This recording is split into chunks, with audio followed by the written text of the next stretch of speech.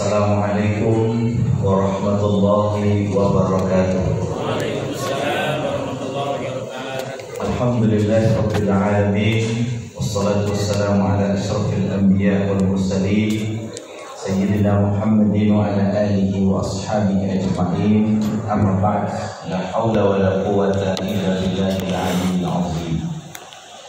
Jamaah Masjid Al-A'la, yang mudah-mudahan kita semua a'la itu tinggi, diridhoi oleh Allah Subhanahu wa taala, dan kita mampu untuk mengimplementasikan Al-Qur'an sehingga Al-Qur'an melangitkan kita.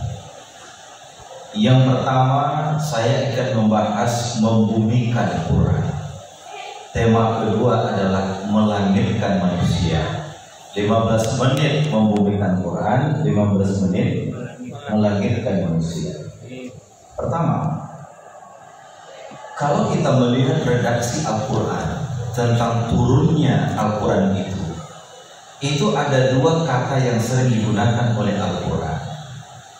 Yang pertama adalah kata-kata anzala, yang kedua adalah kata-kata nazzala. Berapa Pak? Dua. Yang pertama apa? Anzala. Yang kedua apa? Nazzala. Anzala, nazzala itu artinya turun. Kalau turun itu mesti dari atas ke bawah. Kalau dari bawah ke atas namanya naik. Bahasa Arabnya turun itu nuzul, bahasa Arabnya naik itu adalah su'ud. Bukan su'ud tapi su'ud itu naik. Nah, Al-Quran itu turun. Tapi turunnya Quran itu Bapak Ibu sekalian, itu ada dua bentuknya. Ada bentuknya anzala, ada bentuknya nazzala. Nah, kalau kita melihat kajian-kajian para ulama tafsir, kalau Quran menyebut dirinya dengan anzala, itu adalah Quran turun sekaligus 30 juz dari Allah ke langit dunia. Itu yang pertama tahapannya. Jadi 30 juz Quran itu turun dari Allah Lauh Mahfuz ke langit dunia, itu sebanyak 30 juz sekaligus. Itu disebut dengan anzala. Disebut dengan apa? Anzala. Tapi begitu Al-Quran berada di Baitul Izzah, di langit dunia, itu turun kepada Nabi Muhammad tidak sekaligus, tetapi berangsur-angsur. Yang pertama adalah Iqra bismi rabbikal ladzi khalaqa khalaqal insana min 'alaq. Kemudian yang terakhir adalah al-yauma akmaltu lakum dinakum wa atmamtu 'alaikum ni'mati wa raditu lakumul islama dinan. Turunnya Al-Qur'an berangsur-angsur itu sesuai dengan kondisi dan kebutuhan Rasulullah. Itu bukan anzala tapi apa? Nazzala. Ya. Nah, itu poin pertama. Tetapi perbedaan yang terjadi pada kalangan para ulama adalah Lailatul Qadar itu anzala atau nazzala. Ingat tadi apa Pak? Anzala itu apa? Sekaligus. Dari mana? Dari Lauh Mahfuz ke mana? Ke langit dunia, Baitul Izzah. Jumlahnya berapa juz? 30 juz. Itu namanya apa? Anzala. Turun berangsur-angsur kepada Nabi Muhammad dalam periode 23 tahun. 13 tahun di Mekah, 10 tahun di Madinah. Sehingga para ulama tafsir mengatakan ada ayat-ayat Makkiyah, ada ayat-ayat Madaniyah. Itu adalah nazzal. Nah, sekarang Quran tatkala bicara tentang inna anzalnahu fi lailatul qadar wa ma adraka ma lailatul qadar lailatul qadri khairum min alfi syahr tanazzalul malaikatu war-ruhu fiha biidzni rabbihim min kulli amr salamun hiya hatta. Coba lihat, yang digunakan Quran anzala atau nazala? Nah, ya kan? Inna anzalna berarti Lailatul Qadar itu adalah turunnya Quran secara keseluruhan dari mana Pak? Dari Lauh Mahfuz ke mana? Ke langit dunia. Berapa juz? 30 juz. Berapa surat? 114 surat. Berapa ayat? Dulu waktu masih SD kita diajarkan 6.666 ayat. Yang paling tepat bukan itu, 6.236 ayat. Ya, berapa? 6236. Ingat saja 62 kode negara kita, 36 di belakang. Ya kan, 6236. Nah, berarti turunnya Quran pertama kali yang 30 juz itu kapan? Lailatul Qadar. Nah, sekarang pertanyaan saya, Lailatul Qadar itu kapan? Ya?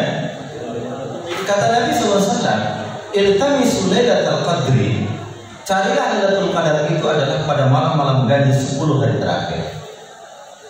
Ada sebuah kajian menarik dan buku ini mendapatkan penghargaan internasional, dikarang oleh salah seorang ahli sejarah dari India, namanya Safiur Rahman Mubarakfuri. Judul bukunya adalah Ar-Rahiqil Maktub. Di sana dia mendetail secara sejarah. Nabi Muhammad SAW itu dilahirkan pada hari Senin. Nabi Muhammad diwafatkan pada hari Senin, dan Nabi Muhammad itu dilantik menjadi nabi pada hari Senin. Pada hari apa?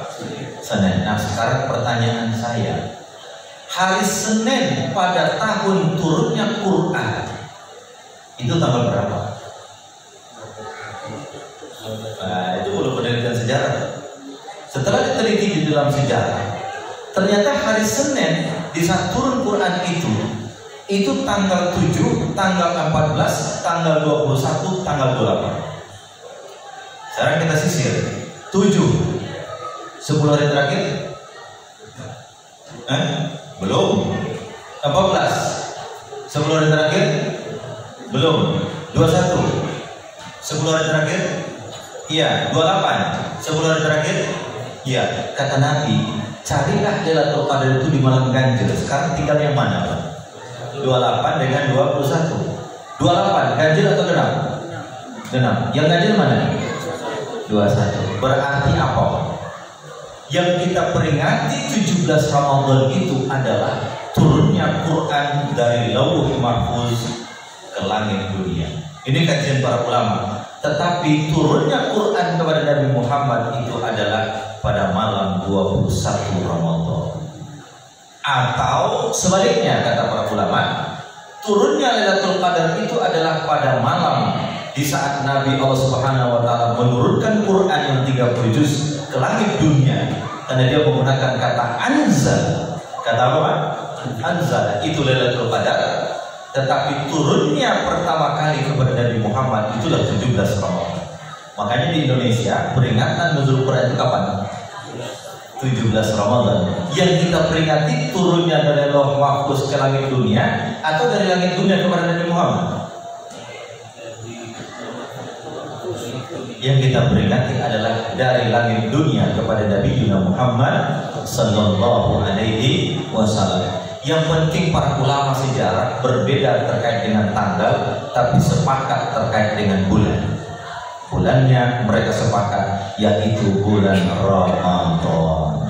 Kenapa sepakat? Karena ada Quran yang mengatakan itu syahrul Ramadan alladzi unzila fihi al-Quran hudal lin-nasi wa bayyinatin minal huda wal furqan. Baru satu item sudah 10 menit.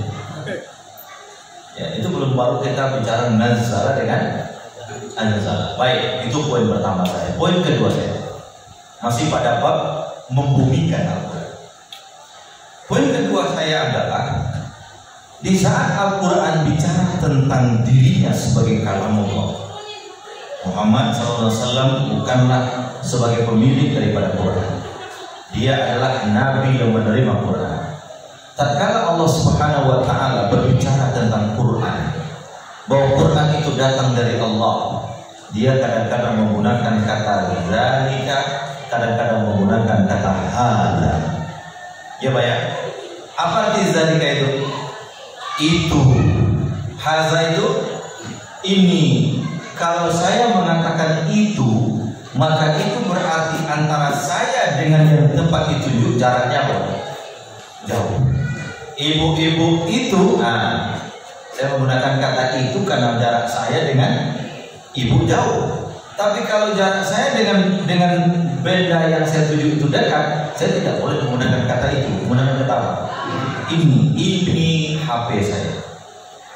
Maka tatkala Quran menggunakan kata itu di dalam surah Al-Baqarah ayat 2, Quran mengatakan dzalikal kitabu la raiba fihi hudan lil muttaqin. Kitab itu menunjukkan bahwa Quran itu bukan buatan Nabi Muhammad.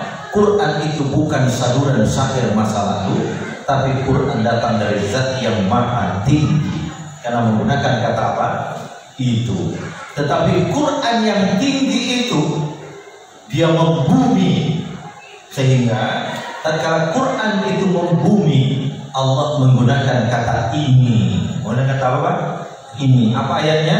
Al-Isra ayat 9. Jadi kata itu Allah tanamkan dalam Al-Baqarah ayat 2. Kemudian kata ini itu Allah ungkapkan dalam Al-Isra ayat 9. Kata Quran, inna hadzal qur'ana yahdi lillati hiya aqwam. Bahwa Al-Quran ini sebagai petunjuk yang membumi, kalau diamalkan maka dia akan mengarahkan manusia kepada jalan yang lebih lurus. Bukan jalan yang lurus, tapi jalan yang paling lurus.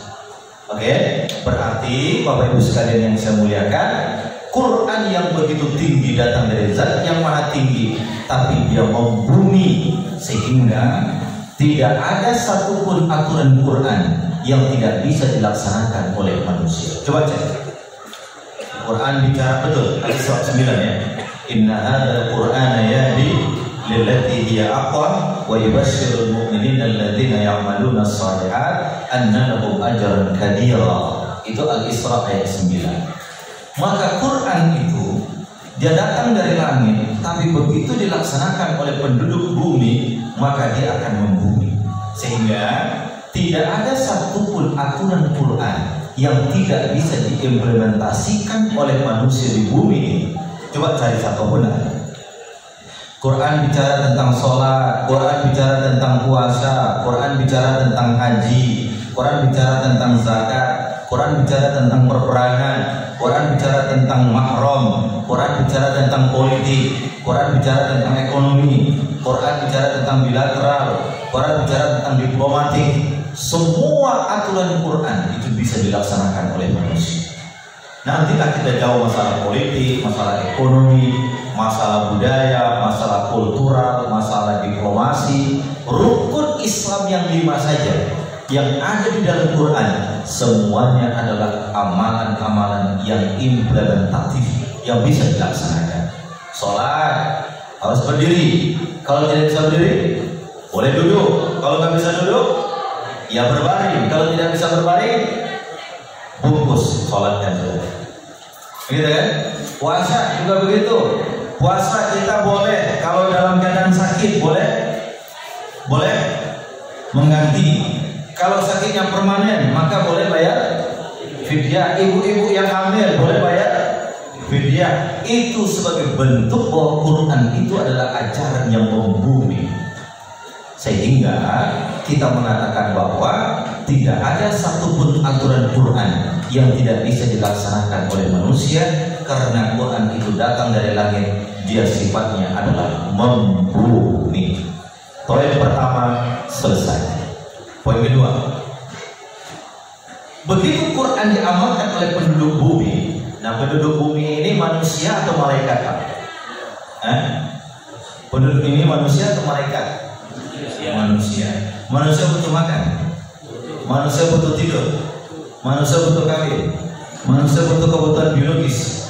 Tetapi Bapak Ibu sekalian yang saya muliakan, segala kebutuhan kita dalam hidup bermanusia ini, apakah itu kebutuhan-kebutuhan biologis, ataukah kebutuhan-kebutuhan ide dan pikiran, ataukah kebutuhan-kebutuhan spiritual? Apabila kebutuhan-kebutuhan itu dikaitkan dengan Al-Quran, maka kita sesungguhnya walaupun tinggal di bumi, tapi kita sudah menanjak jauh ke langit. Contoh, Bapak makan itu butuh kebutuhan apa? Kebutuhan biologis, kebutuhan bumi, makanya.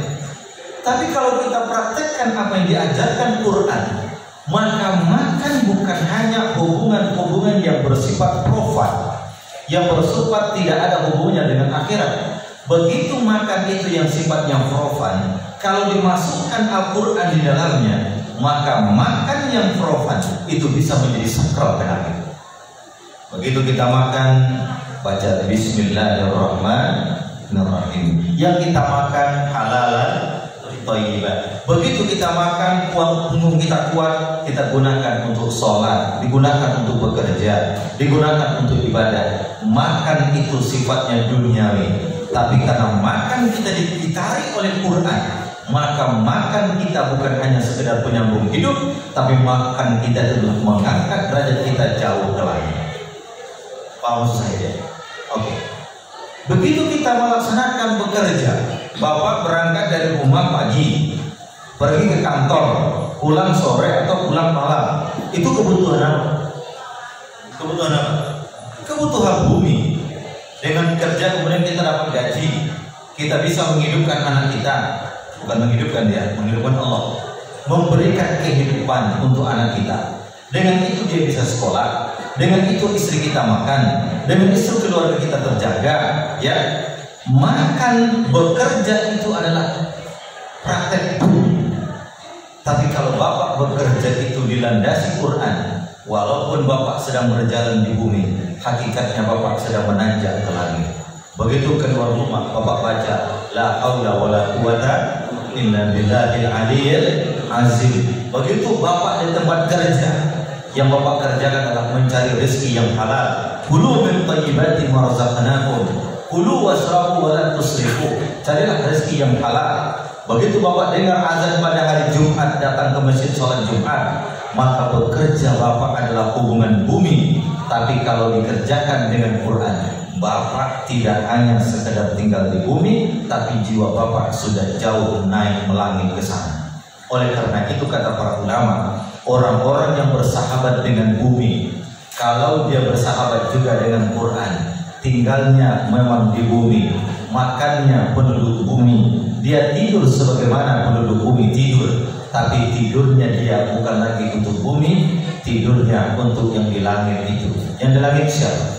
Allah Subhanahu wa Ta'ala. Kalau kita peras makna ini, itulah yang termaktub dalam doa kita. Inna sholati wa nusuki wa mahyaya wa mamati lillahi rabbil alamin. Sesungguhnya salatku, ibadahku, zikirku dan segala macamnya adalah untuk Allah Subhanahu wa Ta'ala. Oleh karena itu Bapak Ibu sekalian, muncullah istilah hidup ini punya masalah nggak? Ibu-ibu ada masalah Bu? Banyak. Bapak punya masalah nggak Pak? Banyak. Kalau ada orang yang mengatakan saya tidak punya masalah, itulah masalah. Paham saya ya? Ustaz, hidup saya nggak punya masalah, itu dipastikan sudah bermasalah. Karena hanya orang gila saja yang tidak punya masalah dalam hidup ini. Betul nggak? Setiap kita punya masalah. Orang kaya punya masalah nggak? Oh banyak, nggak bisa tidur orang kaya itu mah. Ya kan? Orang miskin punya masalah Pak? Ada. Ustaz punya masalah? Oh banyak. Iya nggak? Anak-anak punya masalah? Ya, anak kecil yang baru lahir nggak punya masalah kan? Tapi dia menangis juga, berarti punya masalah juga kan? Popoknya yang basah, ya kan? Perutnya yang sakit, ya kan? Itu punya masalah. Sejak kita lahir sampai kita mati, kita punya masalah. Kalau kita tidak mengikat hati kita ke langit, kita ini akan terpuruk jauh ke bumi ini. Sehingga kata para ulama, jangan terlalu melihat ke belakang, karena di sana ada masa lalu yang menghantui kita. Jangan juga terlalu melihat ke depan, karena di situ banyak masa depan yang mengkhawatirkan kita. Tapi lihatlah ke langit, situ ada Allah yang akan menatap setiap langkah kita. Melihat ke langit itu artinya adalah amalkan Quran. Nanti Quran itu akan melangitkan kita, dan kita sudah berada di penduduk langit. Sehingga para ulama dulu, ibu-ibu dulu, istri-istri para syuhada, istri para Rasulullah, para rasul itu dia tidak lagi memikirkan bumi saja. Sehingga kalau kita memikirkan bumi saja Pak, maka kita tiap hari akan bertengkar, betul nggak? Suami tidak puji masakan kita, kita marah. Ya, ada pimpinan tidak menghargai perbuatan kita, kita kecewa. Kenapa itu? Karena orientasi kita masih di bumi.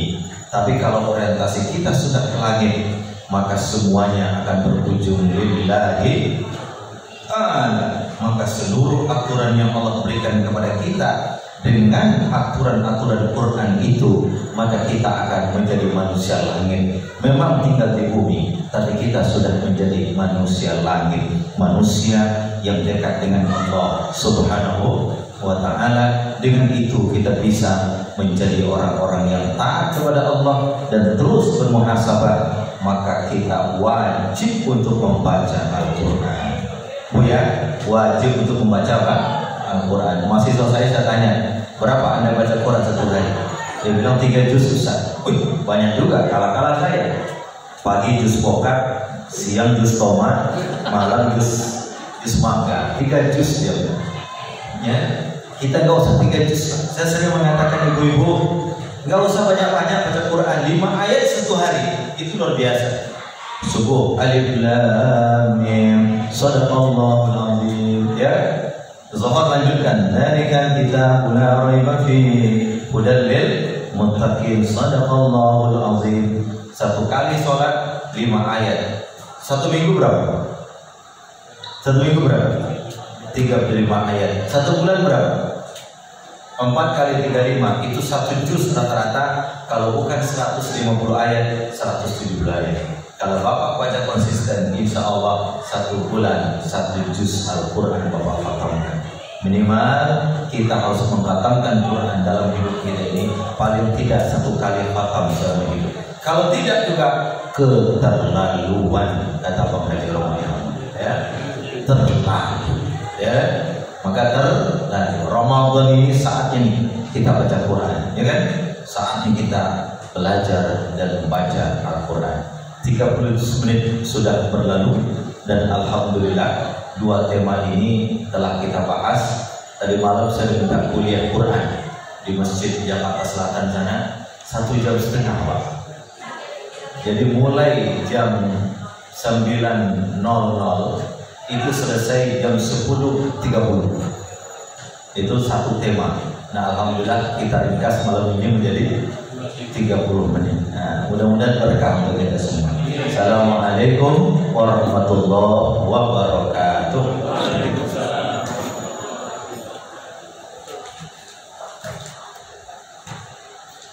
Cukup lah ya.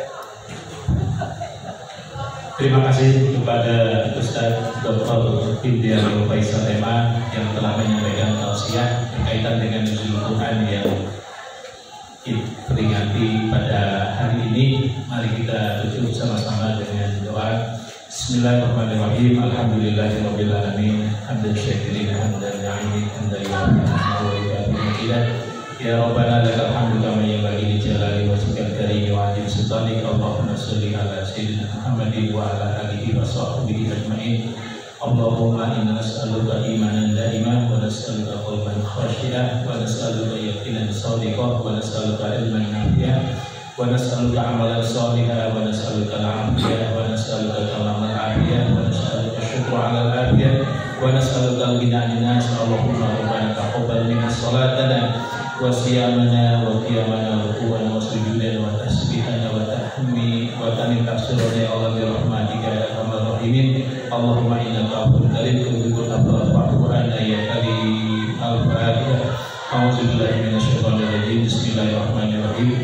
Alhamdulillahirabbil alamin arrahmanir rahim maliki yaumiddin. Iyyaka na'budu wa iyyaka nasta'in. Ihdinas siratal mustaqim. Siratal ladzina an'amta 'alaihim ghairil maghdubi 'alaihim waladdallin. Amin. Bismillahirrahmanirrahim. Nawaitu shawma ghadin an adai fardhi syahri Ramadan hadhihi sanati lillahi ta'ala. Billahi taufiq wal hidayah wal afwanikum. Wassalamualaikum warahmatullahi wabarakatuh. Baik, jamaah yang mau melanjutkan donor darahnya masih ada waktu 25 menit lagi. Baik, kami persilakan.